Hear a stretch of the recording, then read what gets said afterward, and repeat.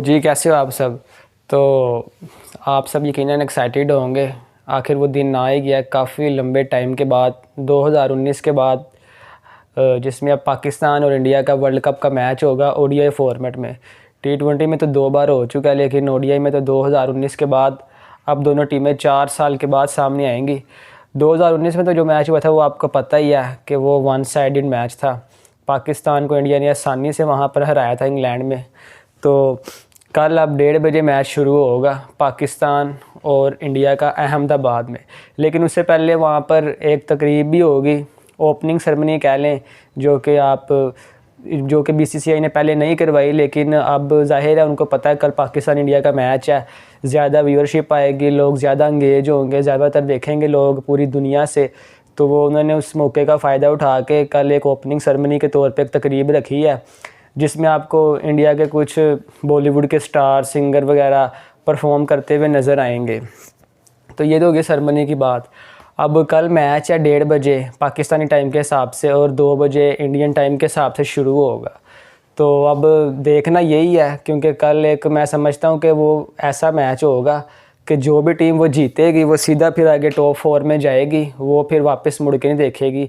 और जो हारेगी वो फिर आगे तैयार रहे मेंटली तौर पर प्रेशर हैंडल करने के लिए, क्योंकि ये ऐसा मैच होता है इंडिया हारे तो वो आगे 2-3 मैचेस प्रेशर में आके खेलती है, एक ज़हनी तौर पे प्रेशर बन जाता है कि हम हार के आए हैं, वो भी पाकिस्तान से।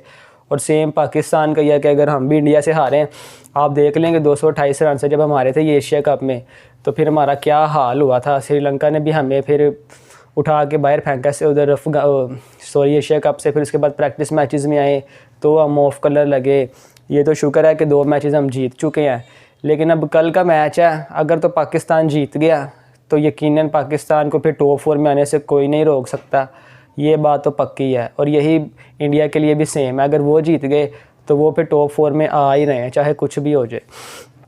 तो प्लेइंग 11 की बात करते हैं तो पाकिस्तान के तो प्लेइंग 11 में मुश्किल है कोई चेंज हो। आपको पता है कि हमारे यहाँ पे एक रिवाज है कि जब भी कोई मैच जीतें तो फिर कप्तान कहता है कि मैं विनिंग कम्बिनेशन के साथ ही जाऊंगा, चाहे लड़कों ने कुछ इसमें 2-3 में परफॉर्म ना भी किया हो, तो वो यही कहता है कि मैं अभी फ़िलहाल चेंज नहीं करूंगा।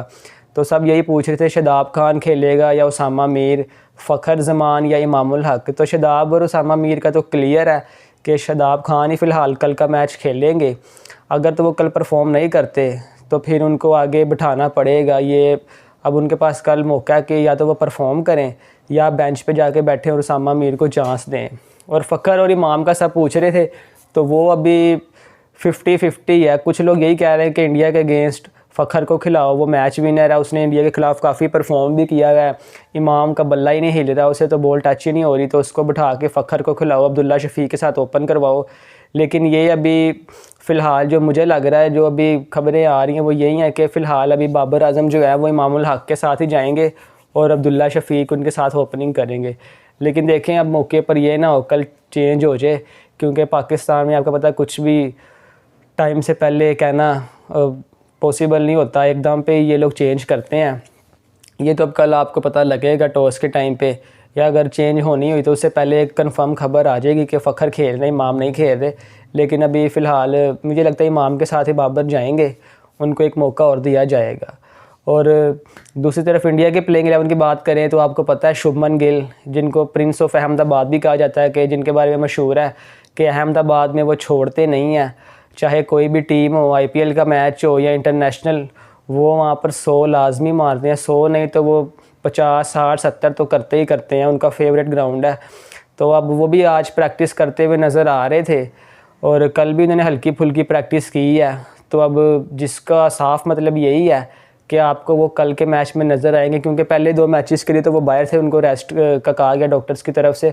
लेकिन अब वो जिस तरह से प्रैक्टिस कर रहे हैं तो अब ये खबरें यही हैं कि शुभमन गिल और रोहित शर्मा जो कि 100 बना कर आए हुए हैं अफ़गानिस्तान के ख़िलाफ़, अच्छी फॉर्म में है वो भी, और विराट कोहली भी। तो ओपनिंग की बात करें इंडिया की तो शुभमन गिल और रोहित शर्मा ही करेंगे, मुझे जो लग रहा है, जिस तरह से शुभमन गिल प्रैक्टिस कर रहे थे।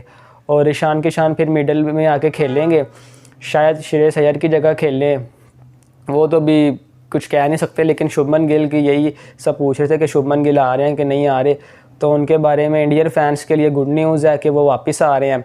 और वही पाकिस्तानियों के लिए एक बुरी खबर भी है, क्योंकि ज़ाहिर है कि शुभमन गिल आपको पता है फिर किस तरह के अटैकिंग किस्म के ओपनर है, वो चल गए तो फिर मैच वो अपनी तरफ कर लेंगे। जैसे फ़खर हैं वैसे वो भी हैं। तो अब देखते हैं कल क्या करते हैं। शुभमन गिल पूरी तरह से रिकवर हैं कि नहीं, शायद कल दोबारा उनको ना खिलाया जाए।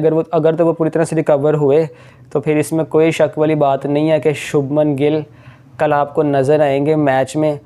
और कल मैं आपको बताऊं तो एक बहुत ही कोई ज़बरदस्त मैच होने वाला है पाकिस्तान और इंडिया का। बस दुआ यही है कि अच्छा मैच हो, फाइटिंग मैच हो, वन साइडेड ना हो। ये ना हो पाकिस्तान वन साइडेडली हार जाए या इंडिया हार जाए, फिर वो मैच का मज़ा नहीं रहेगा। 1,30,000 अवाम के सामने पाकिस्तान खेलेगी और इंडिया ने अवामी होगी सारी। तो अब देखते हैं पाकिस्तान की टीम कैसे कल प्रेशर को हैंडल करेगी मेंटली तौर पे, क्योंकि इतना क्राउड होगा, चीखें वो मार रहे होंगे और सारे इंडियंस ही होंगे। तो फिर अब देखते हैं कि पाकिस्तान कल 1,30,000 क्राउड में इंडिया को हराने में कामयाब होती है कि नहीं, ये तो अब कल पता लगेगा।